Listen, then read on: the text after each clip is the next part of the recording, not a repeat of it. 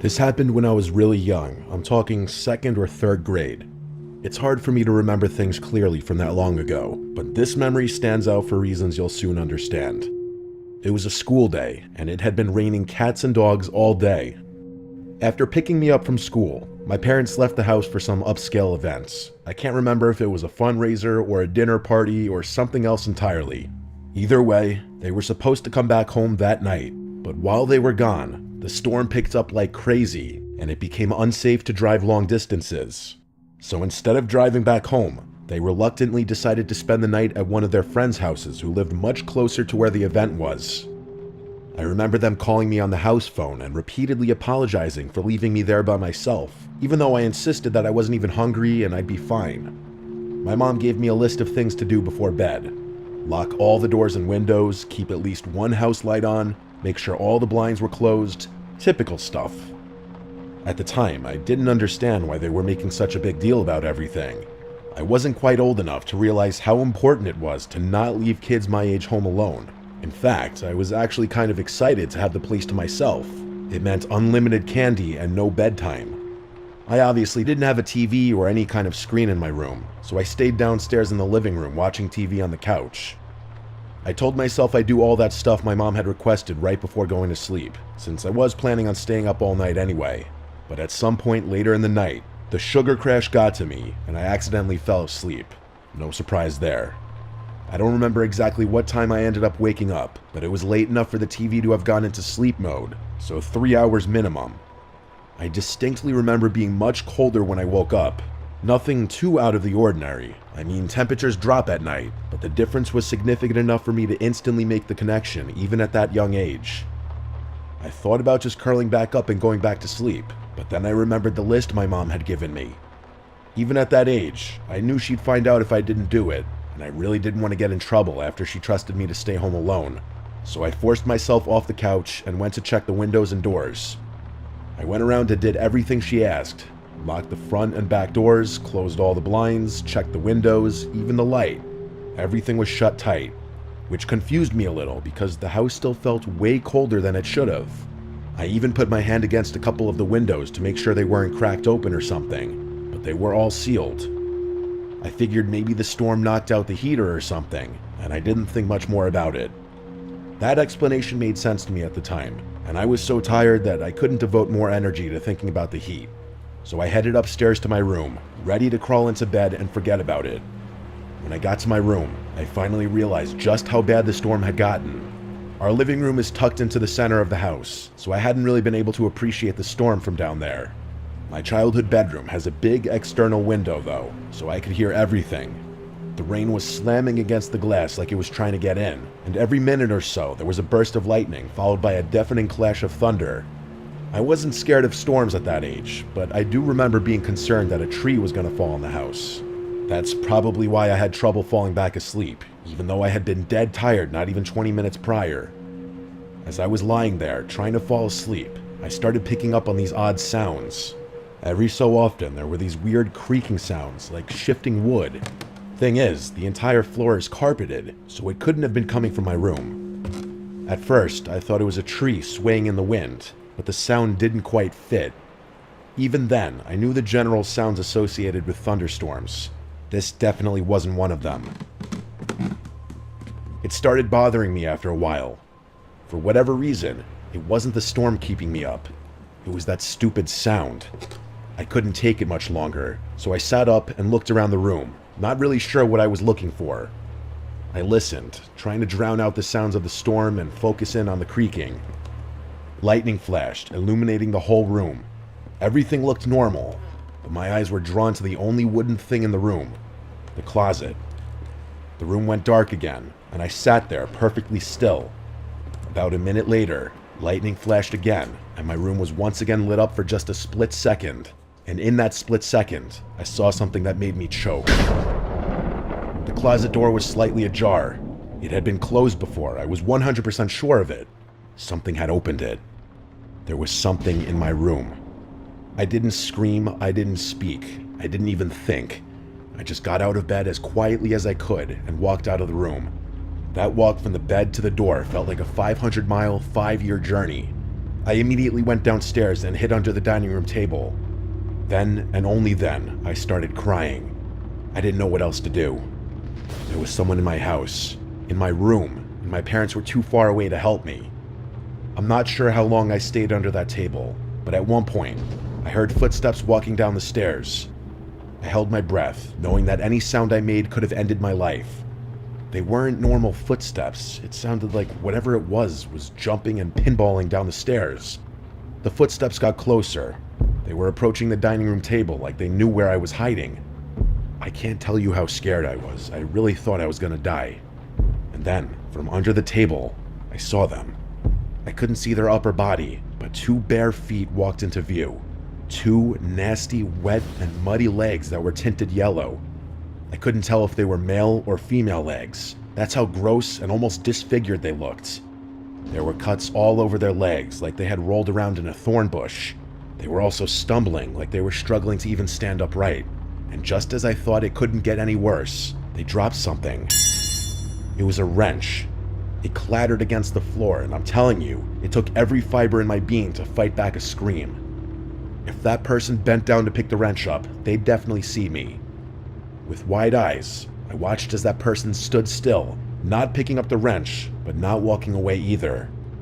It felt like a standoff, where any wrong move could end my life. Eventually, they finally continued walking, and I couldn't see them anymore. I listened as the chaotic footsteps stomped and stumbled around my first floor for what felt like an eternity. And then, finally, the front door opened and shut. They were gone. I stayed hidden under that table for a long time after that. Part of it was fear, but another part of it was what I can only describe as trauma. I just remember being shaken and scared. I was at the ripe age where I understood how dangerous the situation was, but not old enough to know how to deal with it. The rest of the night was kind of a blur. I picked the wrench up off the floor, not wanting my parents to find it the next morning. After making sure the front door was locked, I slunked back upstairs, crawled into bed, and fell asleep. Everything went back to normal after that. For whatever reason, I was terrified to tell my parents. I didn't want them to find out I hadn't locked the doors and done everything they had asked me to do, so I just kept the whole thing to myself. It wasn't until several years later that I told them the story, and it actually took some convincing for them to believe me. Looking back, not telling them the moment it happened was an awful decision, since there was nothing that could have been done about it so far removed from the incident. If I'm being frank, this experience traumatized me for basically the rest of my childhood. I slept with a nightlight from then on, and I developed a fear of the dark that didn't go away for a long time. I still have trouble explaining what happened that night, but I learned my lesson. Lock your doors at night.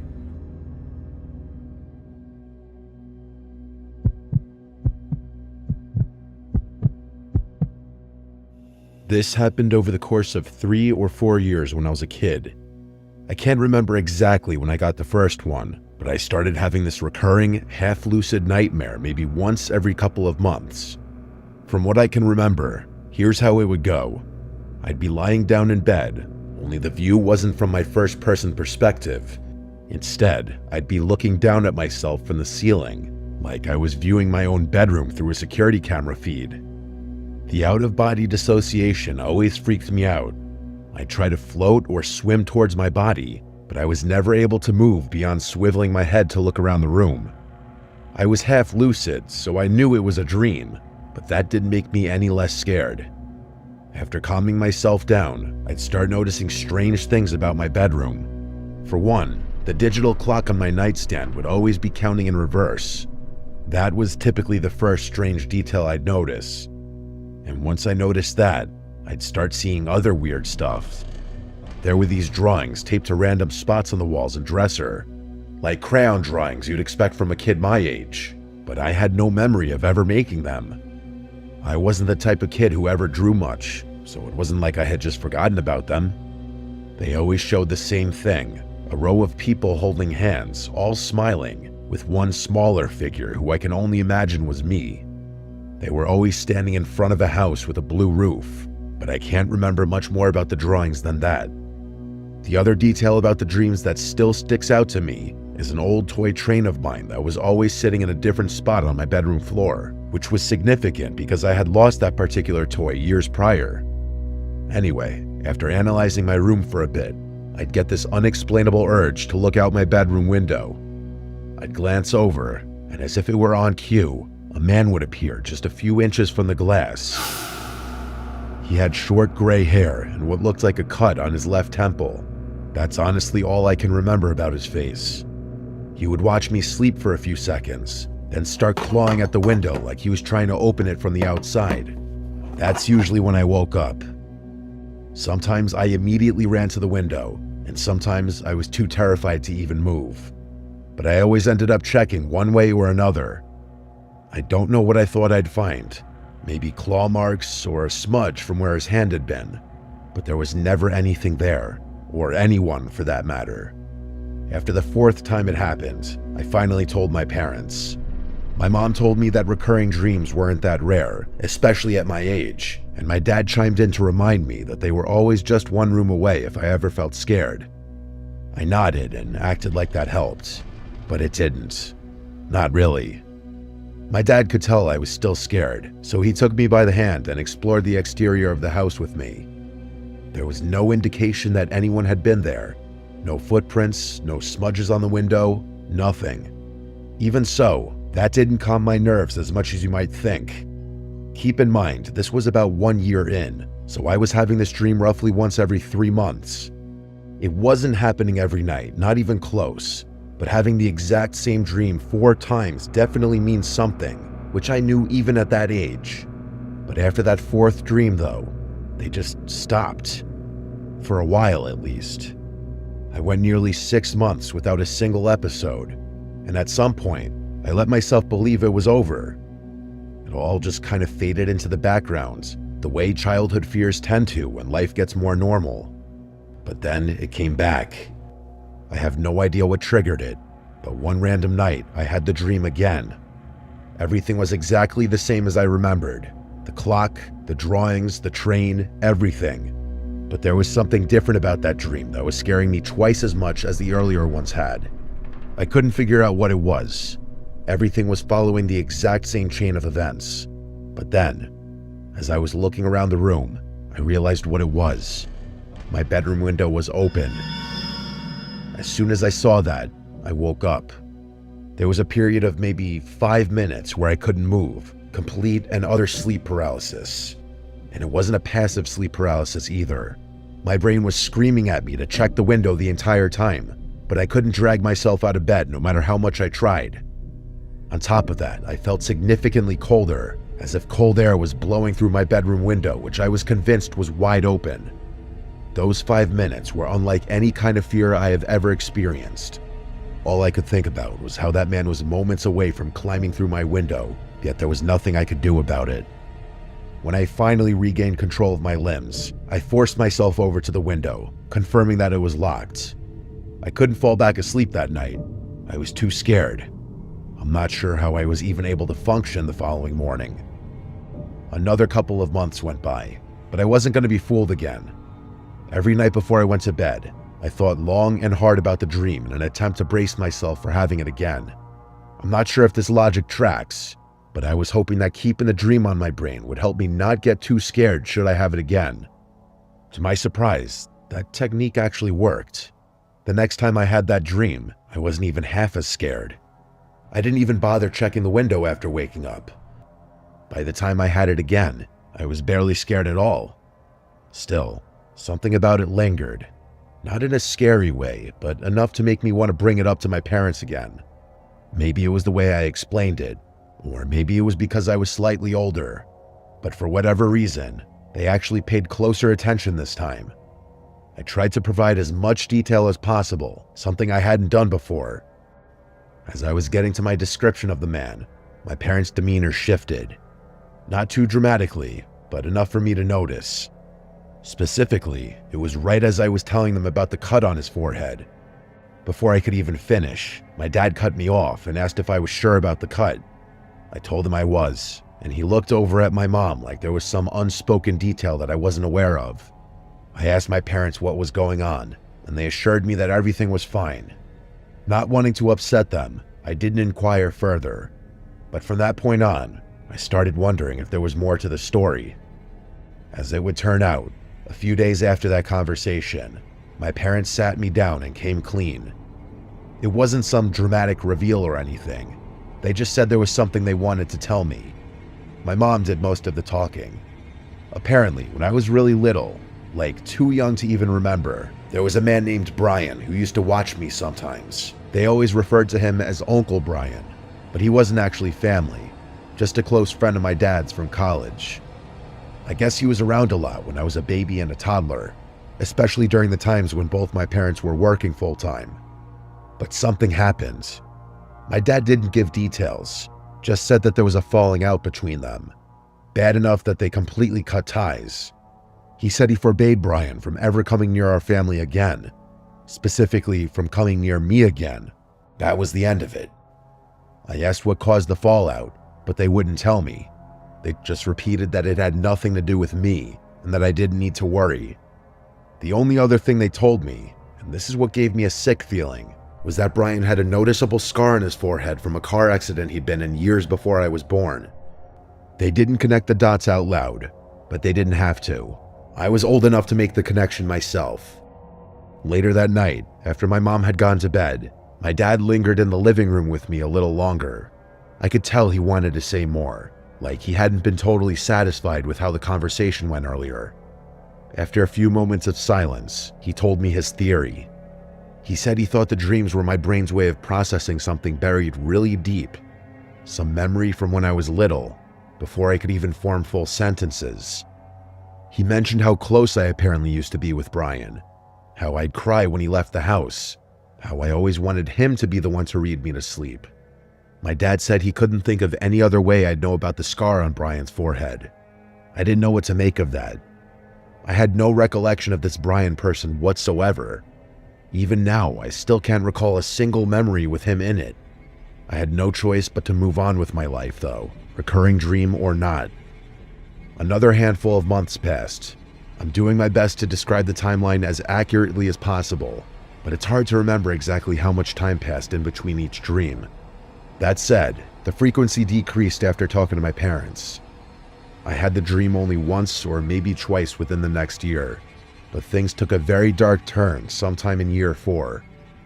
One night after waking up from the dream, I glanced over at my window, just out of habit, and this time, I actually saw something move. It was just a flicker, but I was 100% sure something had just moved from right outside my window. And just like that, all the fear I had spent years trying to prevent came rushing back. It was actually worse. I jumped out of bed and screamed for my parents, who took me very seriously. My dad sprinted outside in his bare feet while my mom held me tightly. Eventually, my dad came back and started whispering stuff to my mom. They told me to stay put while they called the police. I listened to them and stayed in their room, although I don't remember ever hearing any sirens or other voices besides theirs that night. My dad insisted everything was fine and that the police were going to take care of things. The next day, he confessed to me that he had seen what he thought were extremely faint footprints underneath my bedroom window. I asked him if he thought it was Brian, and he said that was impossible, since they had moved and Brian didn't know where we lived. My dad promised me that nothing bad was going to happen ever, and he would turn out to be right. I never had that dream again. My parents don't like talking about this incident, and I can see why. I'm still yet to get a straight answer out of them, but I've since stopped trying. What I can't wrap my head around is the sickening thought that every time I had that dream, there really was someone outside my window watching me. Was it really plausible that someone had been periodically stalking me for 4 years? It doesn't track, and I can't decide what's scarier. If it really was Brian watching me, or just some complete stranger that my brain associated with him for whatever reason. And who knows how that somehow got translated into my dreams. I've done research, and I still don't even know how that would be possible. Maybe he was making a noise or something, and my brain picked up on it. I really can't say. What I can say is that I'm 95% sure my parents never called the police that night. That's something I will likely never get an explanation for. I'll most likely never get any answers regarding this experience since it happened so long ago. But if I do, I'll send an update.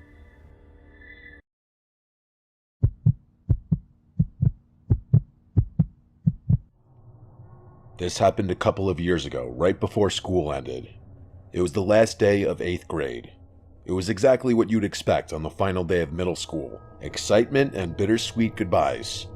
Everyone was running around, scribbling signatures and cheesy messages in each other's yearbooks. My middle school was huge, easily over 1,000 students, so to keep things manageable, the teachers collected our yearbooks and passed them around to different classrooms, making sure everyone who wanted to got a chance to sign. I'm sure you could see how that could create problems.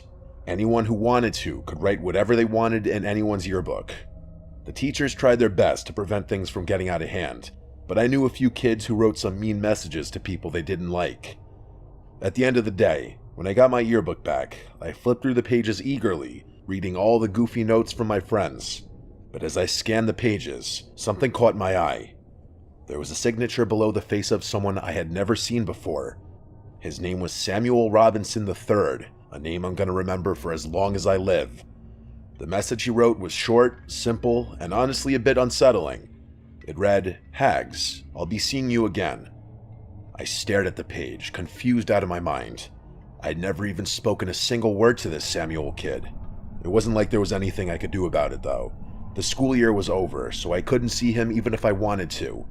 I just chalked it up to some weird kid being weird, or maybe an honest mistake. Either way, I stopped thinking about it. A few hours passed, and before I knew it, I was at home hosting a sleepover in my basement with my best friends Kevin, David, and Kieran. The four of us ate Doritos and played Call of Duty all night. My parents' bedroom was 3 floors above us, so we didn't have to worry much about keeping the noise down. We were messing around on my dad's rowing machine sometime just before 2 when we heard a sharp knock at the storm door. The sound instantly silenced us. Who the hell would knock on the storm door? It must have been someone who either didn't want to wake my parents up, or knew we were down there, or both. It didn't make sense. The person kept knocking in the same rhythmic pattern. I could tell Kieran was about to say something, and I couldn't stop him in time. In a loud and assertive voice, he asked who was there. I wanted to knock him out. He had basically broadcasted to whoever was out there that we were down there. My basement doesn't have any external windows, so it was unlikely that they had known we were down there, but now they did. After a long pause and no more knocking, a muffled voice answered back. He said, "Come around to the back door," in a high-pitched voice that genuinely sounded cheerful, like he was a friend of ours trying to join the sleepover. It was definitely a teenager's voice too, and it didn't sound like someone who was pretending to raise their voice either. I was pretty scared, I can't lie. My friends were seemingly unfazed though, like they thought it was somehow exciting that some random kid was outside my house. They insisted that I at least check it out, and even though I didn't want to, they pressured me into it. We crept upstairs, careful not to make too much noise. I approached the back door slowly, trying to ignore the pounding in my chest. Through the narrow glass pane beside it, I could see a shadowy figure standing under the dim light. I got a little closer, and his face came into view. My jaw nearly hit the floor when I realized who it was. It was him. It was that kid Samuel Robinson III who had signed my yearbook. My friends went to go open the door, God knows why, but I stopped them, saying I knew who it was. I explained to them what had happened, and that changed their mood a bit. Keep in mind, Sam was still standing outside while we were talking, and he could definitely see in at us. He must have noticed how freaked out I was, because he started motioning to the side of the house like he wanted me to go over to the window. You might be wondering why none of us were taking the situation more seriously. I honestly think it was because it wasn't like some older, strange man was harassing us. It was a kid from our own school. Still, I wasn't opening the door for him. Instead, I went over to my kitchen window and cracked it open just a tiny bit.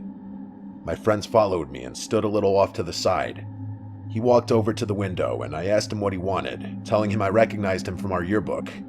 He said, "Oh, so you got my message," and introduced himself as Sam. Then he went on to say he always watched me from afar and that we could have been good friends. I agreed with him just so that I wouldn't piss him off, but there was 0% chance I would have been friends with this kid given any circumstances. I didn't want to press him right away, but I had to know, so I asked him how he knew where I lived. He didn't respond, and I didn't know what to say. Before I could de-escalate the situation, David called him a creepy stalker and told him to piss off. Sam's smile disappeared. He tilted his head like he didn't understand what David had just said. Then, just as quickly, his expression twisted into something I can only describe as hatred. He went from passive and honestly kind of friendly to aggressive and angry. He started screaming things at me, how he hated my friends and thought we should all die, how my ex hated me and random stuff he had no right knowing. He reached toward the window and tried to force it open, but I jammed it shut and locked it. He started snarling at the window and banging on it like an animal. He was 2 seconds away from shattering it, I'm telling you. We must have caused quite the commotion because my parents came rushing down the stairs, demanding to know why we had woken them up. That's when Sam ran away. I told my parents what happened as quickly as I could, and my dad raced outside in his underwear. He came back a few minutes later, saying he had no idea where the kid went. I'm not sure why, but my parents didn't call the police. They just told us to go back to sleep and they'd deal with the school the following morning, just to give the kid the benefit of the doubt. The next morning, they contacted the school. That's when we learned the disturbing truth. Sam had been expelled a few weeks before the year finished, and he shouldn't have ever been at the school on the last day.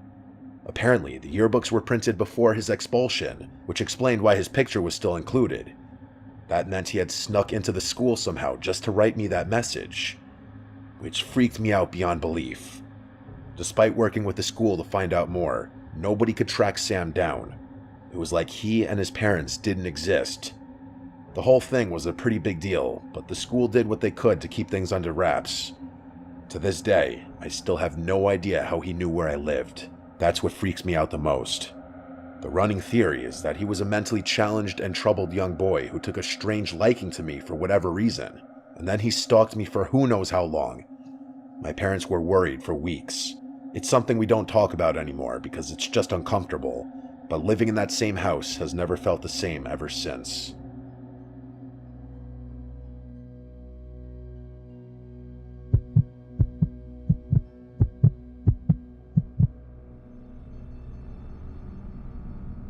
This happened a decent while ago, back when I was 22. Enough years have passed to the point where I feel safe talking about it. I was fresh out of college with a desirable job and minimal expenses since I was living in my childhood home with my parents.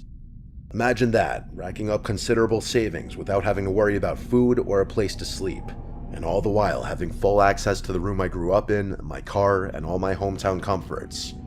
It's safe to say I was living in pure bliss. Believe me, I knew how lucky I was to have parents who allowed me to stay at home and rent-free. I know a lot of people don't have that option, so it's something I never took for granted, but not everything was as stress-free as you might think. What I'm about to tell you happened not even 1 month into my time back at home. I've never been what people my age like to call a party girl. I don't drink excessive amounts of alcohol, I don't spend every ounce of my free time at clubs, and I definitely don't allow men to dictate my life in any way. That's just how I was raised. My father is the most important man in my life, and hookup culture disgusts me. Because of all that, my life is pretty routine. Wake up, satisfy my caffeine addiction, go to work, go to the gym, read a bit of my book at home, mess around on my phone, and go to sleep. Weekends are for hiking, mini road trips, board games, and whatever else I decide I want to spend my time doing. But one random weekend, my closest friend from college, Lindsay, invited me and our other 2 friends, Sabrina and Thea, to spend a few days at her family's beach house. I'd never been, but from the way Lindsay talked about it, the place sounded like a dream. Quiet, tucked away from the touristy chaos on its own private beach, and just a short walk from the water. To put it bluntly, Lindsay's family is loaded. I think both her parents were neurosurgeons, so I had a feeling her beach house would be insane, and I was far from disappointed. When I first laid eyes on it, I was awestruck. Look, I'm no architect, but I know a modern style house when I see one, and Lindsay's must have been ultra modern because it looked more like a covert military safe house than a personal home. I'd love to show you guys pictures of it, believe me, I've got plenty, but out of respect for Lindsay's family, I think that would be in really poor taste even if what I'm about to tell you didn't happen. The 4 of us unloaded our stuff and decided where we'd be sleeping. Lindsay obviously had enough individual bedrooms for all of us to occupy, but what would be the fun in that?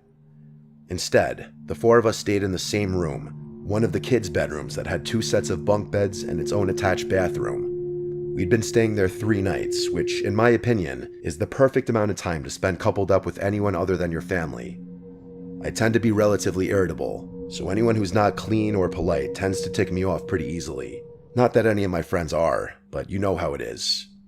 I know I told you about my relatively boring lifestyle already, but if there was a time to drink, it was that weekend with my friends, so I definitely planned on letting loose a little more than I ordinarily would. We wanted to keep the first night pretty chill though, so we walked down to the private beach connected to the house and sat in the sand, stargazing. The 4 of us were drinking White Claws and listening to house music on Sabrina's speaker when we noticed something in the distance. It was this faint, flickering light emanating from somewhere further down the shore. The 4 of us quieted down a bit and watched the light flicker on and off. The sight was kind of hypnotic, as eerie as it was. After a while, it became clear that the light was swinging back and forth, like a handheld flashlight someone was walking with. And soon after, we realized that's just what it was. It looked like 3 or 4 people casually walking in our direction, not running or stumbling or moving strangely, but strolling at a leisurely pace.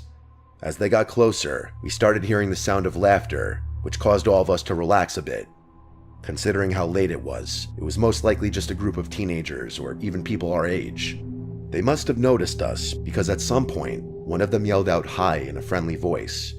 It was a guy's voice, and he sounded around our age. Thea yelled back, and we made some small talk while they made their way over to us. As they approached, we could see that it was a group of 3 guys who looked maybe a year or 2 older than we were. They all had that typical beach boy look, which I could tell right away my friends were digging, especially Thea. She's a bit crazy when it comes to guys, so I can't say I was too surprised. She knows how I feel about her lifestyle, so it's not like I'm saying anything crazy. To be fair, she is drop-dead gorgeous, and I've never seen a guy not take a liking to her. The guys sat down with their beers, and the 7 of us continued drinking. It was actually a really great time. The guys weren't overtly flirtatious, but they weren't boring either. Fast forward an hour and several drinks later, and they ultimately invited us back to their place. Personally, I was exhausted and was leaning towards going to sleep, but I could tell all 3 of my friends wanted to continue hanging out with the boys, especially Thea, of course. I decided not to spoil everyone's fun and called it a night for myself, telling my friends to go on without me. There were only 3 guys after all, and I had no intention of hooking up with anyone that night. I walked back towards Lindsay's house while the 6 of them walked along the beach, presumably towards wherever the guys were staying. I washed up and went to bed. Sometime after 3 in the morning, I woke up to a FaceTime call from Lindsay, which was confusing since she should have either been home by then or asleep next to one of the guys. I answered her in a groggy voice, and what she said woke me up instantly. She basically screamed into the phone that Thea and Sabrina had been kidnapped and I needed to get her car immediately. Her words were like a bucket of ice-cold water being splashed across my face. I've never felt a more intense sense of fear and adrenaline. I didn't waste a second. My hands were literally shaking as I quickly threw on some clothes and sprinted down the stairs. I asked her why she had called me instead of the police, and she reassured me that she already had. She told me to stay on the line as she walked me through it. With her instruction, I managed to open the driveway gate, find her car keys, and speed out of there in a matter of minutes. She told me they were about 10 houses down the beach to the left, so that's where I started driving. She described the car and told me what direction it had gone in, and I slammed on the gas to try and catch up. There wasn't a single car on the road, and I was driving at an insanely unsafe speed. It was a miracle I didn't get pulled over. After a few minutes of driving, I noticed a car matching Lindsay's description driving slowly in the distance. Then I hung up the phone, called the police, and told them exactly where we were. The dispatcher told me to keep my distance so as not to alert them to the situation, so that's what I did. After what felt like forever, I spotted cop lights up ahead. The car ahead of me didn't try to evade the police. I can only imagine that they assumed it was an unrelated stop. I pulled the car over and watched everything unfold. It was pure chaos. The cops forcibly removed all 3 men from the SUV at gunpoint. They put them in cuffs and escorted them back to one of the cruisers. Then, one of the officers walked over to the trunk of the car and pulled it open to reveal both Thea and Sabrina, bound and, from the looks of it, pretty badly bruised. As horrifying as the whole experience was, it was nothing compared to the sequence of events told from their perspective. All three of them were comfortable with me writing this, by the way. We're still close in contact, so I obviously asked them. But none of them wanted to write it themselves, and for good reason. To keep things short, after I went to bed, they all continued drinking. Lindsay is the only one who remembers things clearly, since she was trying to be at least a little responsible given it was her family's house we were staying in. At some point, the guys Thea and Sabrina were with suggested they all go to bed. So the four of them split off while Lindsay told the third guy she was going home. He was really upset about that, which Lindsay initially thought was because he wanted to get with her. She told him she would have been down but had to watch her house, and he got angry. They yelled at each other for a bit, and he ended up telling Lindsay to get the hell out of his house and never come back, which she was more than happy doing. Halfway home though, she realized she had forgotten her purse, so she went back to get it. That's when she saw the guys throwing Thea and Sabrina into the back of the car before driving off. She called the police, then me, and that was that. Thea's parents are both lawyers, and they jumped through dozens of hoops to do two things: keep the event as far away from the public sphere as possible, and make sure those guys got maximum prison sentences. They accomplished both. Turns out the house they were staying in didn't even belong to them. It was owned by some random old couple who were on vacation in a different country. That, plus the slew of other crimes they were charged with, put them away for a long time. Although I still think there's no sentence long enough that can properly compensate for what they did. As much as I hate admitting it, this traumatized me for years. I couldn't do beaches, late nights, or talking to strangers, no matter how harmless they seemed, or how safe a situation felt. I became antisocial and drifted away from the girls for a little, but luckily that's since changed. I can't even begin to imagine how this incident affected Thea and Sabrina. Part of me feels like not remembering anything is a blessing in disguise. I think the craziest part about the whole thing is the fact that had I not gone home, I might not have been able to reach Lindsay's car in time. And had it not been for that, the police may have never found those guys' car.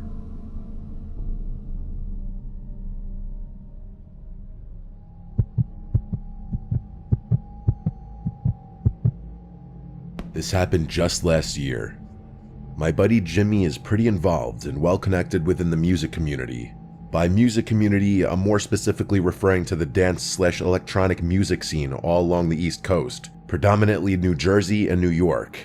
It's actually pretty impressive what he and his team have been able to accomplish in just 2 years. The general gist is this: their company hosts what they call events at high-profile venues, typically the most well-known club or party space in whatever city they happen to be in. Then they outsource the talent, which, mind you, is typically a very well-known and sometimes borderline famous DJ. I'm not too involved or invested in that scene, so I'm not exactly sure who they've gotten to perform, but I will tell you that there have been some huge names in the mix. But enough context. Jimmy and I go way back. I'm talking 20 plus years.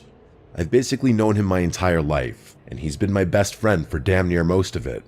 Because of that, he lets me, along with a bunch of our other hometown friends, come to his shows for free and hang out with the talent in the VIP section. It's actually really cool, and something I wish I expressed my gratitude for more often. Jimmy was scheduled to host a huge event the weekend of July 4th on the Jersey Shore. It was going to be their biggest one yet, and all our mutual friends were going. Jimmy invited me to come down early with him, and I obviously obliged. The two of us made the hour-and-a-half drive with our other friend Ryan, and we found ourselves at the venue a good 4 hours before the doors opened. Ryan and I didn't have much to do while Jimmy and his team set up, so we decided to get a bit of a head start on the alcohol consumption. Jimmy and his team were entitled to as much free booze as they desired, compliments of the venue, and Ryan and I definitely took advantage of that. By the time the first DJ started his set, Ryan and I were more than a little buzzed, to put it mildly. It was 4th of July weekend after all, so we felt like our degenerate activities were justified. Fast forward a couple hours, and Ryan and I were completely wasted. I honestly don't remember a time since then when I was that drunk, not even close. Don't get me wrong, Ryan and I are grown men, we can handle our alcohol. Throwing up, making fools of ourselves wasn't the issue though. It was genuinely just the problem of having lower impulse control and worse decision making.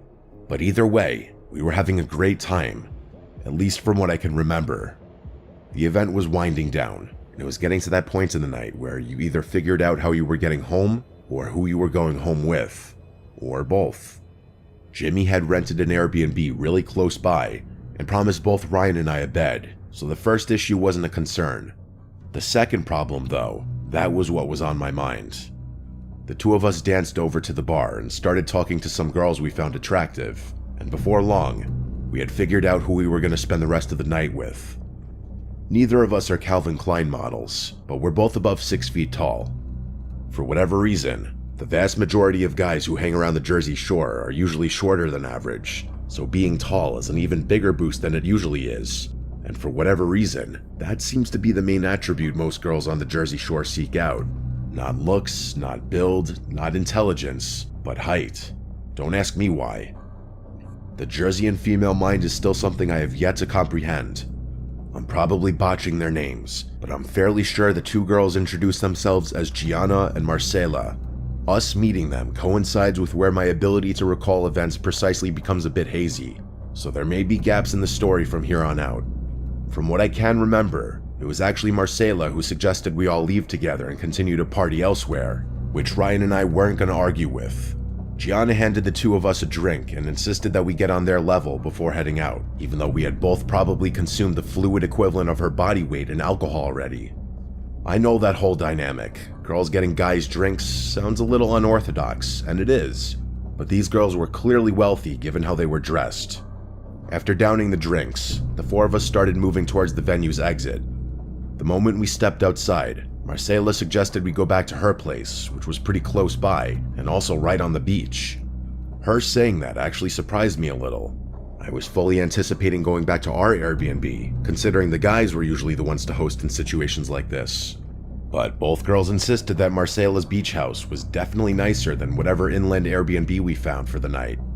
She had a point, so I didn't argue, and neither did Ryan.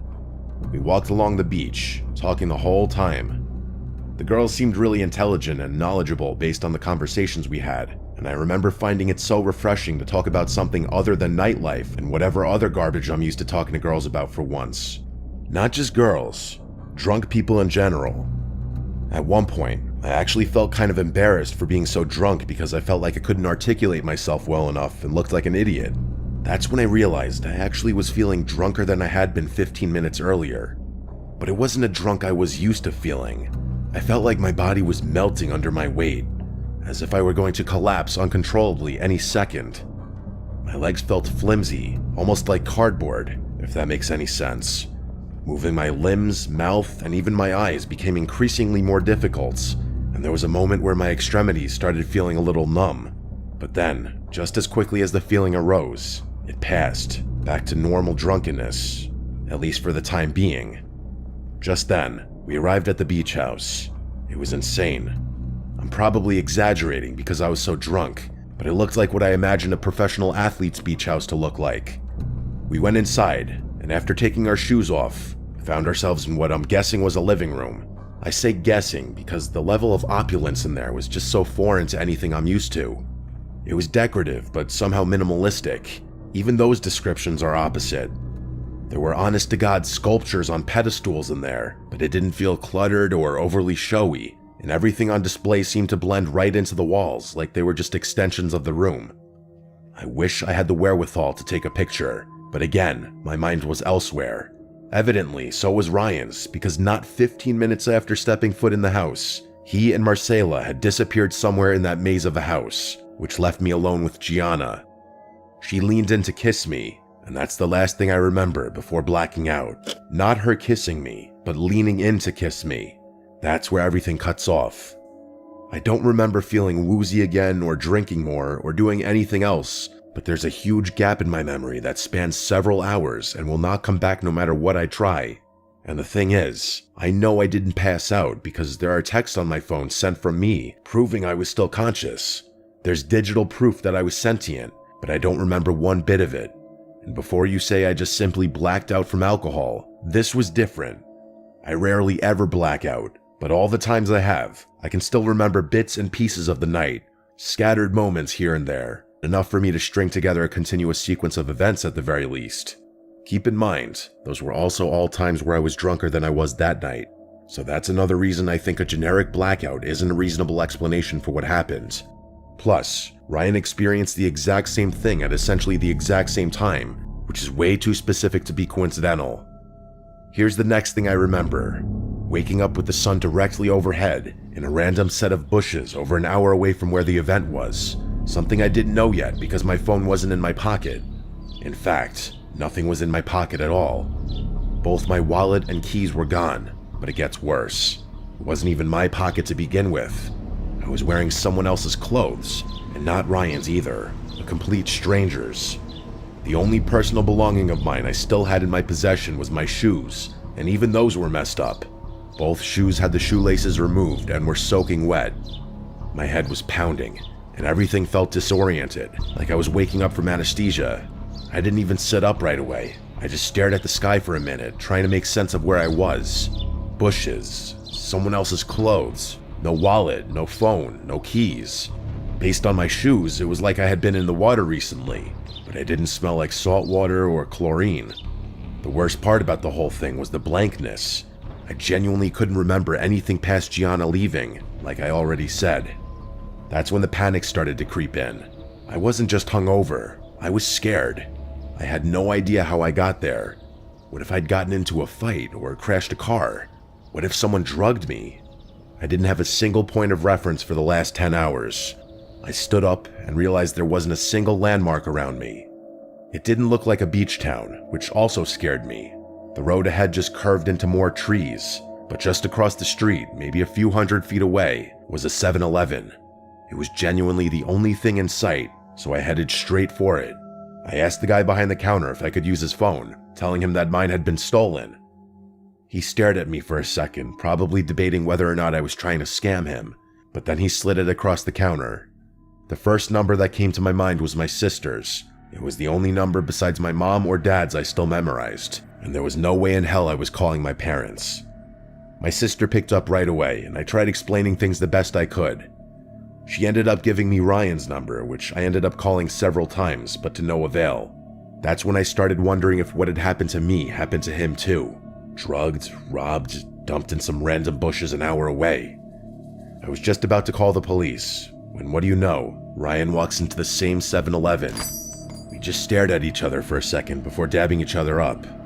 He then told me his version of things, and you guessed it, it was the same story, damn near exactly. That sealed it for us. We called the police, making sure to thank the 7-Eleven worker profusely. Fast forward a few minutes, and we're now recounting our story to the police outside the store. To their credit, they took everything we said seriously, at first. But the more we told them, the more their questions started turning. Were we sure we didn't just drink too much? Maybe we wandered off and passed out somewhere. They weren't accusing us outright, but it was clear they weren't entirely convinced something criminal happened. I told them it was unlikely we would have drunkenly wandered into a town an hour away by foot, and I don't think they liked that remark very much. I gave them my sister's number and asked them to call her. She was already tracking my phone through Find My iPhone. To all of our collective surprise, my phone was showing up in the middle of a parking lot a few minutes' drive away. The officers agreed to drive us, and sure enough, both our phones were sitting on the pavement next to each other. While it was great to have my phone back, that only affirmed the police's theory that we had just been drunk. They started saying that we probably hadn't even been robbed, that we had lost our wallets the same way we had lost our phones. We tried convincing the police to check out the house Marcela brought us to, the one she claimed was hers, but they weren't having it. They told us we were probably just too drunk and didn't remember things correctly. One of them even said, "Happens more than you think." Then they gave us their cards and told us to call if we remembered anything else. It was actually shocking how reluctant they were to even connect us to other officers that would be willing to help. They told us to find a ride home since our phones were still charged, and they just left us there. After they left, I went through my phone for the first time, and things got even weirder. There were texts sent from me to a ton of people I knew. Jimmy, my parents, a few coworkers, even some girls I had been talking to. All normal sounding stuff I might have said if I'd actually had a calm, coherent night. The texts genuinely sounded like me, but from a continuity standpoint, they didn't make any sense when considered all together. One message to Jimmy thanked him for the event and said we'd crashed at a buddy's place. One to my dad said we were safe and had found a couch to sleep on. There was another to a girl I'd been texting that just said something casual, like I was hanging out at home and thinking about her. None of those texts made any sense, and mostly contradicted each other. I realized I had a ton of missed calls and texts from Jimmy, so I called him. He sounded relieved to hear from me, saying he thought Ryan and I had died or something. He told us to stay put, he'd come pick us up. In the meantime, Ryan and I canceled all our cards, but interestingly, none of them had been used, despite the likely fact that they had been in those girls' possession for several hours. The entire ride home, we talked non-stop about what could have happened. None of it made any sense. Yeah, we had been drugged, that much was clear, but that didn't explain things. First of all, I don't know of any kind of roofie that has those effects, like an induced blackout. Everything I've read just said those drugs make you fall asleep, but again, I was conscious, as the texts confirm. Plus, why go to such lengths just to rob two random guys? Especially if you weren't going to at least even attempt to use their credit cards. Two guys who walked up to you, no less. And in such a risky place, too, your own house. Or was it a house they had broken into? Both were equally risky. Jimmy thought we had been targeted, but like I just said, we had been the ones to approach the girls, so we couldn't have been targeted. And all this isn't even mentioning how or why we miraculously found ourselves in a random town an hour away wearing other people's clothing. As crazy as it sounds, both Ryan and I checked ourselves for incisions, thinking maybe some of our organs had been harvested, but there was nothing. Jimmy suggested that maybe they had just given us some exotic drugs, which I guess makes sense, but someone had driven us to that town, and someone other than those girls had switched clothes with us. We never got an answer, but it's not like we just forgot about the whole thing. Ryan and I ended up driving all the way back to the shore just to go looking for that house. We tried our best to retrace our steps, knowing that if we just walked along the boardwalk, we'd eventually find the house, since it was on the beach. And we actually did find it. The two of us walked up the walkway and rang the doorbell. An older man opened the door, asking us what we wanted. I did the talking. Not wanting to reveal too much or potentially incriminate myself, I simply asked him if a girl named Marcela lived here, or if he had a daughter or granddaughter around our age. He gave me a hard no, and I made up some BS story that there was a girl who lied about owning this house, which he actually found pretty funny. Then that was that. I would be lying if I said I didn't walk away from that house with a sick, unsettling feeling in my stomach. I can't even describe it as fear, just a sickening discomfort, like something truly awful had happened to me and my friend that night, and I'd never get to the bottom of it.